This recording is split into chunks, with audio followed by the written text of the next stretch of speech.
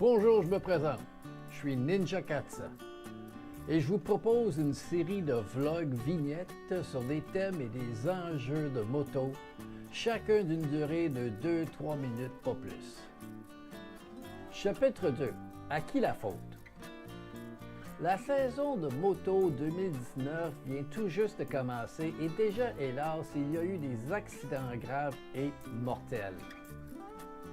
Le 3 mai, à Québec, un motocycliste est tombé 10 mètres en bas d'une bretelle d'une autoroute. Le 5 mai, sur la route 131 à Saint-Félix-de-Valois, à Lanaudière, un homme d'une trentaine d'années est décédé après avoir perdu le contrôle dans une courbe.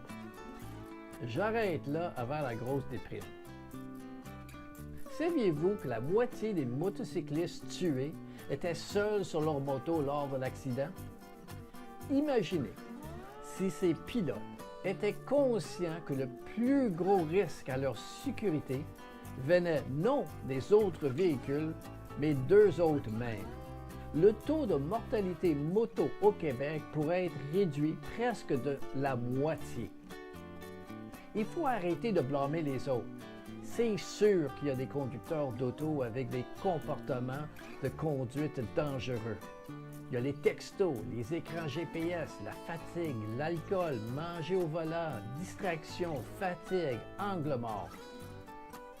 Oui, il y a des inconscients en auto, mais il y en a aussi en moto, en vélo et à pied.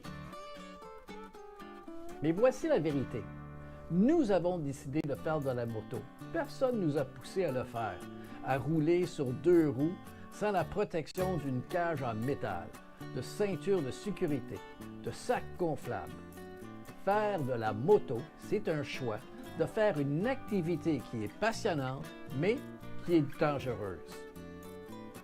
La seule personne qui peut être responsable de votre sécurité en moto, c'est vous, à 100% et tout le temps. En moto, faire confiance aux autres, c'est comme mettre une balle dans un revolver et de laisser à une autre personne le mettre à votre temple pour jouer à la roulette russe.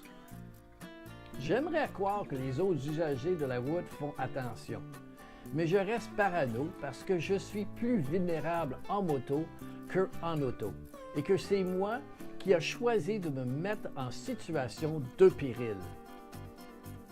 Et c'est pas une guerre entre nous, les motocyclistes et les autres usagers de la route.